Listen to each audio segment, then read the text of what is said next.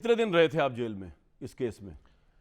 देखिए, गुजारिश ये है, मसला गिरफ्तारी का नहीं है। अभी अली नवाज़ एक बात कर रहे थे सॉरी, उन्होंने कहा कि ये कठपुतलियाँ हैं। आपको उस वक्त याद नहीं था जब आप एक पेज पे थे? आपको कठपुतलियों का उस वक्त पता नहीं था? जब आपने बिल मंजूर करवाना होता तो एजेंसियों को कहते थे? आपको उस वक्त इल्म नहीं था जब आज आप ये बात कर रहे हैं कि जनरल बाजवा जो थे वो बड़े करप्ट थे?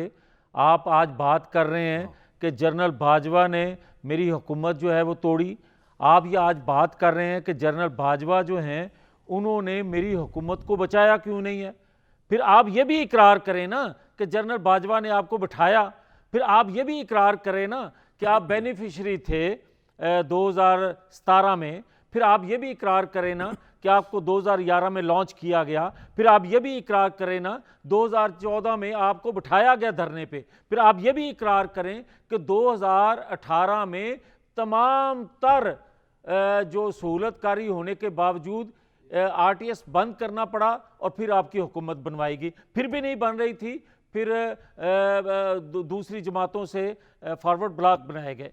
भाई, आप किसकी बात कर रहे हैं? आप बात उस वक्त करते कि जनरल बाजवा साहब, आप बच्चे से तनख्वाह ना लेने पे एक मुंतखब प्राइम मिनिस्टर को सजा दिलवा रहे हैं। मैं आपके खिलाफ खड़ा हूं। मैं मानता आज कि हम कठपुतलियां हैं। आप उस वक्त बात करते जब मरियम नवाज शरीफ को उठा के जेल में बंद किया गया था। आप उस वक्त बात करते जब मीडिया पे हमारा नाम लेना एक जुर्म था। आप उस वक्त बात करते जब हमें अपने घरों से हमारी माओं को पर एफआईआर की जा रही थी, हमारी माओं को गिरफ्तार किया जा रहा था। आप उस वक्त बात करते तो हम आज बात कर सुनते कि हम कठपुतलियां हैं। आप उस वक्त बात करते जब ये कहा गया अरशद मलिक जज की तरफ से कि मेरे पे दबाव डालकर ये फैसला।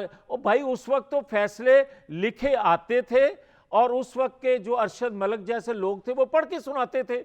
आपको ये इल्म नहीं है? जब आप एक्सटेंशन दे रहे थे जनरल बाजवा को तो आपके इल्म में नहीं था ये कि जनरल बाजवा करप्ट हैं बकौल आपके? आपको ये इल्म नहीं था कि साकिब निसार और सईद खोसा, जनरल फैज और जनरल बाजवा ने आपके लिए क्या कुछ किया?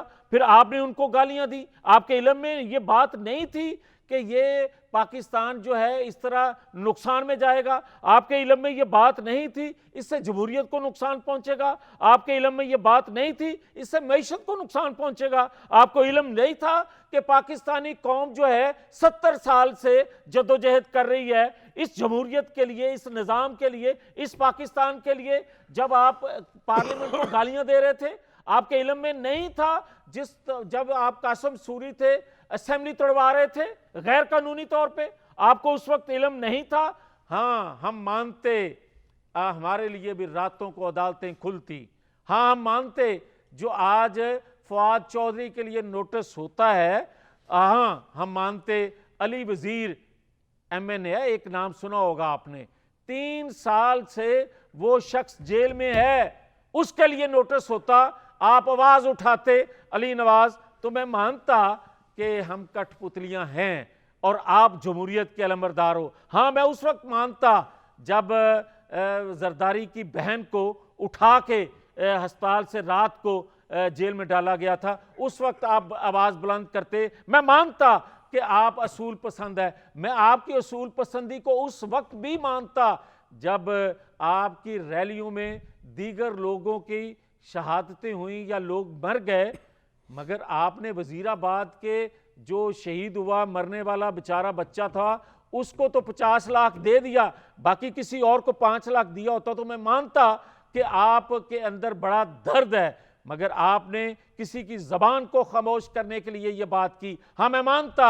आज आपने जो नाम लिए कि इन पर वजीराबाद की एफआईआर करवाई जाए, आप उस वक्त जनरल फैज पे एफआईआर करवाते तो मैं मानता जो जस्टिस शौकत सदी की बात कर रहे हैं। हाँ, मैं मानता जस्टिस वक्कार जिस तरह जिस हालत में गए उस वक्त आप आवाज बुलंद करते तो मैं मानता कि आप जमहूरियत के अलंबरदार हैं, आइन कानून की पासदारी करना चाहते हैं, आप एक पाकिस्तान को मजबूत पाकिस्तान देखना चाहते हैं। मगर जब मैं बात करूं तो आप कहते हो ये मोदी का यार है, और आज आप फिर कह रहे हो कि मोदी के होते हुए पाकिस्तान के मसाइल हल हो सकते हैं। मियां मैं साहब, बात करता हूं तो आप गलत करते हो। अब उनका कमेंट लेकर आपका फिर एक और राउंड आ जाएगा। आपने बहुत बोल लिया, अपनी दलील दी, मैंने आपको इंटरप्ट भी नहीं किया। आपका शिकवा ही था, कल नवाज ईमान को बोलने दिया, आपको बोलने नहीं दिया। अली नवाज